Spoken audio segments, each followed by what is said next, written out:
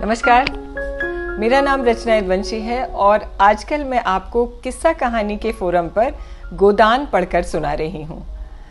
पिछले रविवार तक हमने आपको 16 अध्याय पढ़ के सुना दिए थे और आज 17वें अध्याय की बारी है और 17वें अध्याय से आप अच्छी तरह कनेक्ट कर पाएँ, इसलिए 16वें अध्याय का मैं थोड़ा सा सार आपको बताऊंगी।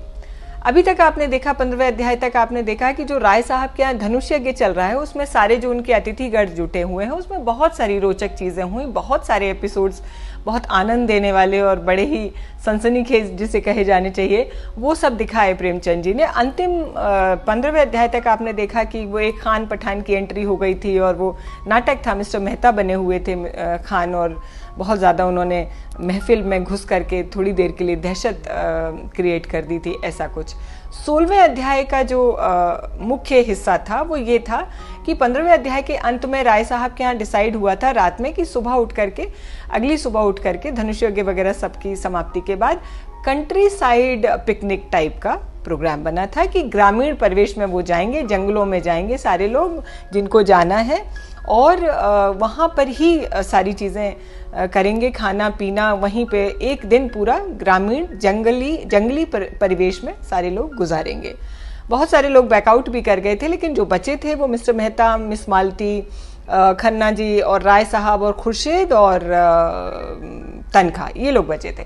तो कुल मिला के 16वें अध्याय में हमने देखा कि वो कंट्री साइड के लिए निकल पड़े हैं अगली सुबह नाश्ता वगैरह करके और ये भी रास्ते में बात हुई कि खाना नहीं ले जाएंगे, वहीं पर शिकार किया जाएगा, जो कुछ भी हाथ लगेगा उसी को मार के भून के बिल्कुल ही जिसे कहते हैं ना रस्टिक तरीके से वहीं पका भून के खाया जाएगा। और खुर्शीद जो है मिर्ज़ा खुर्शीद बहुत इस बात पे वो थे कि अरे आप देखिए कितना मज़ा आने वाला है जब ऐसे बिल्कुल नॉन प्लान तरीके से हम लोग जो मिलेगा वो खाएंगे और वहीं पकाएंगे वहीं भूनेंगे, ये सब बातें हों। कार में सब चले थे, मिस मालती ड्राइव कर रही थी एक टोली को लेके और दूसरे एक पॉइंट तक जाके एक बिंदु तक जाके कार जो है नहीं जा सकती थी, सारे लोग उतर गए, सारे अपनी अपनी अलग अलग दिशाओं में चले गए। ये तय हुआ कि सारे लोग शिकार करके एक दिए गए बिंदु पर आकर मिलेंगे। अब जो है 16 अध्याय का जो मेन पार्ट था वो ये था कि मिस मालती और मिस्टर मेहता ये लोग साथ हुए, राय साहब और खन्ना साथ हुए, खुर्शीद और तनखा साथ हुए, दो की टोली ऐसे। मिस मालती और मेहता की का ही पूरा वार्तालाप हमने 16वें अध्याय में सुना कि वो लोग साथ में जा रहे हैं। और जो खास बात थी मुझे पढ़ते वक्त जो लगा वो शायद आप भी इस बात से सहमत होंगे कि आपको भी लगा होगा कि जो वार्तालाप चल रहा है, जो कॉन्वर्सेशन चल रहा है मिस्टर मेहता और मालती का, वो बहुत रोचक है। उसमें आपने अगर ध्यान से सुना होगा मिस मालती जो है वो बार बार इस बात को जैसे सायास मिस्टर मेहता से कहलवाने की कोशिश कर रही हैं, वो उनकी भावनाओं को जानने के लिए बहुत बेचैन हैं। कई बार तो ऐसा लगा मुझे कि जैसे वो बिल्कुल उनके शब्दों को उनकी जीभ तक ले आना चाहती हैं कि वो ये बस कह ही दें कि मैं आपको पसंद करता हूँ, लेकिन मिस्टर मेहता बहुत बच रहे हैं इन सब चीज़ों को कहने से। मतलब आप देखिए कि माहौल प्रेमचंद जी ने ऐसा क्रिएट किया है कि जंगल है, दो अनमैरिड लोग साथ में चल रहे हैं, बहुत रोमांटिक बातें कर रही हैं मालती जी उनसे, मिस्टर मेहता से, लेकिन मिस्टर मेहता जो हैं वो कुछ बचे बचे से लग रहे हैं। एक बिंदु वो भी दिखाया प्रेमचंद जी ने कि उनको जो है नदी पार करनी पड़ती है और वहाँ पे आप देखिए कि फिजिकल प्रॉक्सिमिटी को प्रेमचंद जी इस लेवल तक ले आए हैं कि मिस्टर मेहता मालती जी को अपने कंधों पे बिठा के वो नदी, छोटी सी नदी पार कराते हैं। Look at the proximity of माहौल आप देखिए उसका। उसमें भी मिस मालती बहुत बार पोक करती हैं, बहुत उनको जो है कोशिश करती हैं कि मिस्टर मेहता कुछ कह दें, कोई प्रस्ताव दे दें, या वो उनके इस तरीके की घुमा फिरा के बातें करती हैं कि आप तो कैसे निर्मोही ही हैं और कैसे आप जो है आप तो इश्क मोहब्बत कर ही नहीं सकते। ऐसे लगता है कि जैसे उनको पानी पे चढ़ाने की कोशिश कर रही हैं, लेकिन मिस्टर मेहता हाथ नहीं आ रहे। हालांकि एक दो पंक्तियों में वो भी उन्होंने भी कहा है कि अरे आप नहीं समझेंगी, और वो पंक्तियां बड़ी रोचक थीं कि मैं किसी महिला के, किसी औरत के बहुत अंतःस्थल तक पहुंच भी जाऊंगा लेकिन फिर मुझे अरुचि हो जाएगी, इस तरीके की बातें। कुल मिला के 16वां अध्याय का जो अंत हुआ था वो भी एक बड़े रोचक यू टर्न से हुआ था कि फाइनली बहुत मशक्कत करने के बाद मिस्टर मेहता ने एक राइफल से एक चिड़िया मारी और वो चिड़िया नदी में गिर गई। उसको पकड़ने के चक्कर में मिस्टर मेहता जो है काफ़ी आगे चले गए और वो चिड़िया बहती जा रही थी, मिल नहीं रही थी। उसी टाइम उसी चिड़िया को पकड़ने के लिए एक ग्रामीण लड़की उस छोर से, नदी के उस किनारे से कूद पड़ती है, उसको पकड़ के मेहता जी को देती है और कहती है कि ये रही आपकी चिड़िया, और चलिए आपके तो सारे कपड़े गीले हो गए हैं और आप भूखे होंगे और आप तो शहर के लोग लग रहे हैं। और वो जो लड़की है, उसका नाम अभी प्रेमचंद जी ने नहीं लिखा है, वो मेहता जी और उस लड़की का छोटा सा संक्षिप्त वार्तालाप ही हम लोगों ने 16 में, तो उसमें आप देखिए कि उस लड़की के सौंदर्य का वर्णन प्रेमचंद जी ने किया है। वो ये भी लिख रहे हैं एक तरफ कि वो चूंकि ग्रामीण परिवेश की है, बहुत गंदे कपड़े हैं उसके, उलझे बाल हैं और चेहरे पे कोई सुघड़ता नहीं है, लेकिन जो प्रकृति का जो उन्मुक्त स्वच्छंद वातावरण में पली बढ़ी एक लड़की, जो मेहनत कश है, जो कर्मठ है, जो खूब जो है ऐसे रॉ इन्वायरमेंट में एकदम रहने की आदी है, उसका जो सौंदर्य है उसका प्रेमचंद जी ने अलग तरीके का वर्णन किया है कि वो इतनी स्वस्थ है, कर्मठ है, देखने में बहुत अच्छी है।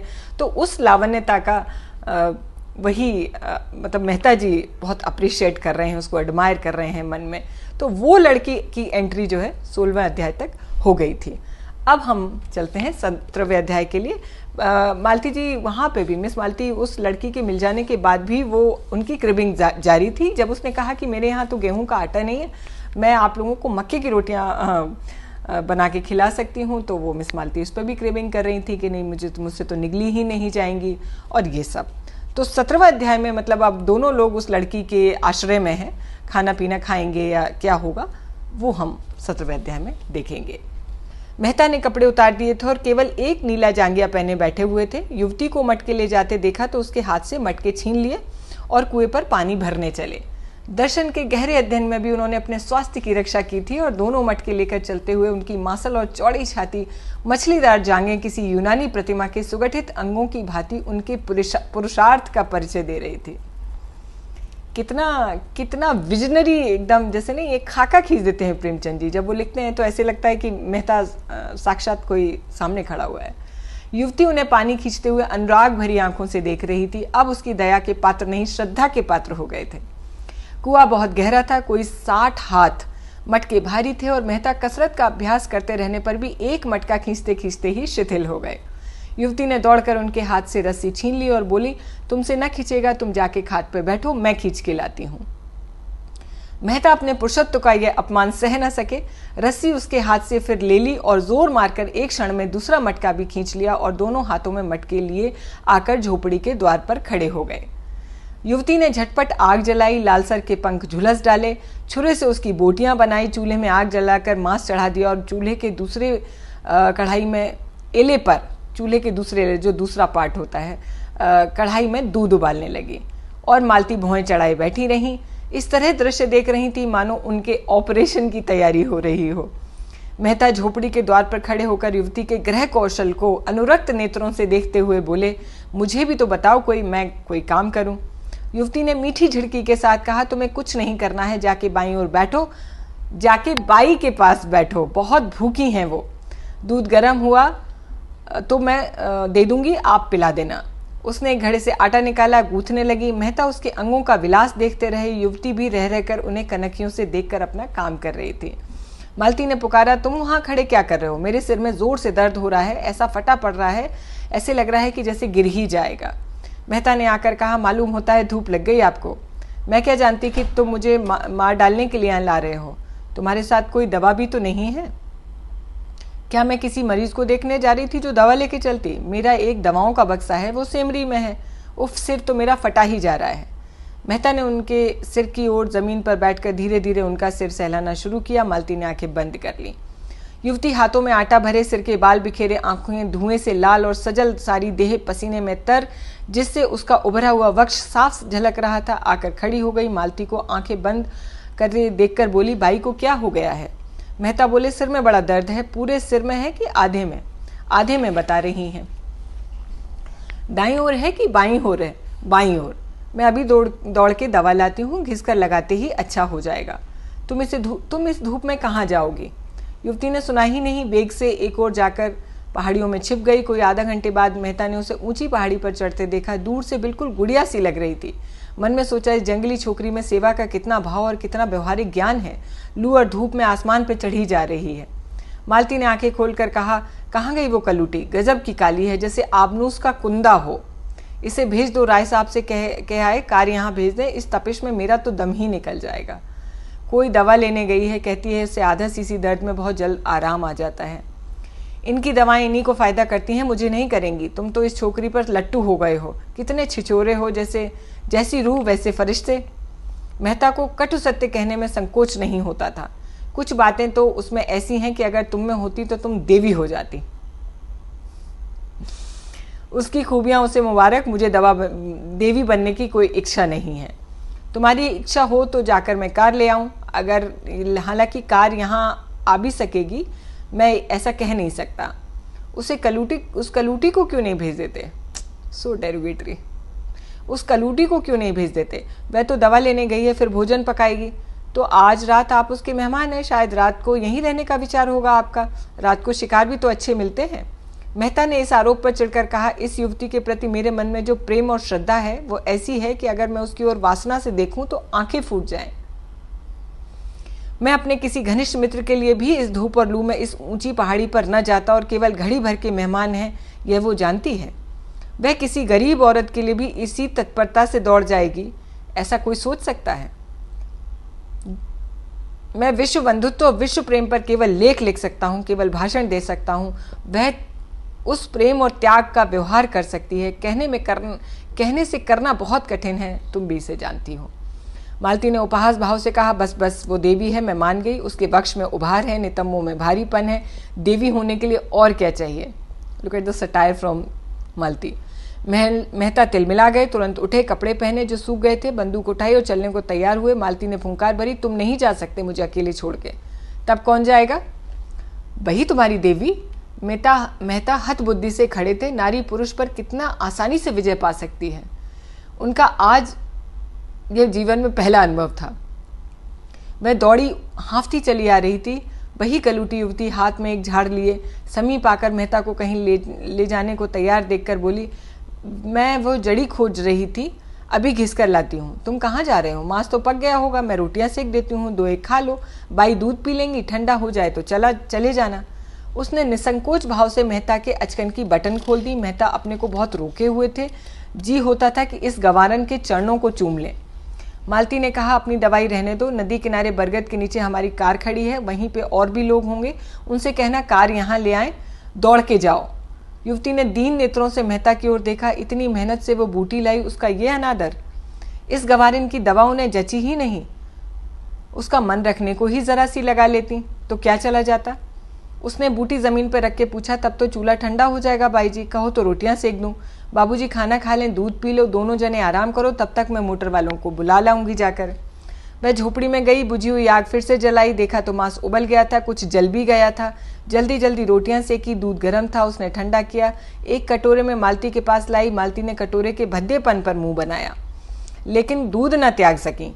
मेहता झोपड़ी के द्वार पर बैठकर एक थाल में मांस और रोटी खाने लगे। युवती पंखा जल रही थी। मालती ने युवती से कहा, उन्हें खाने दो, कहीं भागे नहीं जाते हैं, तुम गाड़ी के लिए जाओ। युवती ने मालती की सवाल की आंखों से देखा कि क्या चाहती हैं वो, उनका आशय क्या है। उसे मालती के चेहरे पर रोगियों की सी नम्रता और कृतज्ञता और याचना नहीं दिखाई दे रही थी। उसकी जगह अभिमान प्रमाद की झलक थी। गवारिन मनोभावों को पहचानने में चतुर थी। बोली, मैं किसी की लौंडी नहीं हूँ बाई जी, तुम बड़ी हो, अपने घर की बड़ी हो, मैं तुमसे कुछ मांगने तो नहीं जाती, मैं गाड़ी लेने नहीं जाऊंगी। आत्मसम्मान। मालती ने डांटा, अच्छा तूने तो गुस्ताखी पर कमर बांधी, बता तू किसके इलाके में रहती है? ये राय साहब का इलाका है, तो तुझे उन्हीं राय साहब के हाथों से पिटवाऊंगी। मुझे पिटवाने के लिए सुख मिले तो पिटवा लेना, कोई रानी महारानी थोड़ी हूं कि लश्कर भेजनी पड़ेगी। मेहता ने दो चार कौर निगले थे कि मालती की बातें सुनी। कौर कंठ में अटक गया, जल्दी से हाथ धोए और बोले, यह नहीं जाएगी, मैं जा रहा हूं। मालती खड़ी हो गई, बोली, उसे जाना पड़ेगा। मेहता ने अंग्रेजी में कहा, तुम उसका अपमान कर रही हो, उसका सम्मान नहीं बढ़ा सकती तो अपमान भी मत करो। मालती ने फटकार कर कहा, ऐसी ही लौंडियां मर्दों को पसंद आती हैं, जिनमें कोई गुण हो या ना हो, उनकी टहलकर दौड़ दौड़ कर प्रसन्न भाव से सेवा करें और अपना भाग्य सराहें कि इस पुरुष ने मुझसे ये काम करने को कहा। वह देवियां हैं, शक्तियां हैं, विभूतियां हैं। मैं समझती थी यह पुरुषत्व तुम में कम से कम नहीं है, लेकिन अंदर के संस्कारों में तुम भी वही बर्बर हो। मेहता मनोविज्ञान के पंडित थे, मालती के मनोरहस्यों को समझ रहे थे। ईर्ष्या का ऐसा अनोखा उदाहरण उन्हें कभी नहीं मिला था। उस रमणी में जो इतनी मृदु स्वभाव की, इतनी उदार, इतनी प्रसन्न मुख थी, ईर्ष्या की ऐसी प्रचंड ज्वाला। बोले कुछ भी कहो, मैं उसे नहीं जाने दूंगा। उसकी सेवाओं और कृपाओं का यह पुरस्कार देकर मैं अपनी नजरों में नीचे नहीं गिर सकता। मेहता के स्वर में ऐसा तेज था कि मालती धीरे से उठी और चलने को तैयार हो गई। उसने जलकर कहा, अच्छा तो मैं ही जाती हूँ, तुम उसके चरणों की पूजा कर लो, फिर आना। मालती 2-3 कदम चली गई। मेहता ने युवती से कहा, अब मुझे आज्ञा दो बहन, यह तुम्हारा नेह, तुम्हारी निस्वार्थ सेवा मुझे हमेशा याद रहेगी। युवती ने दोनों हाथों से सजल नेत्र होकर उन्हें प्रणाम किया और झोपड़ी के अंदर चली गई।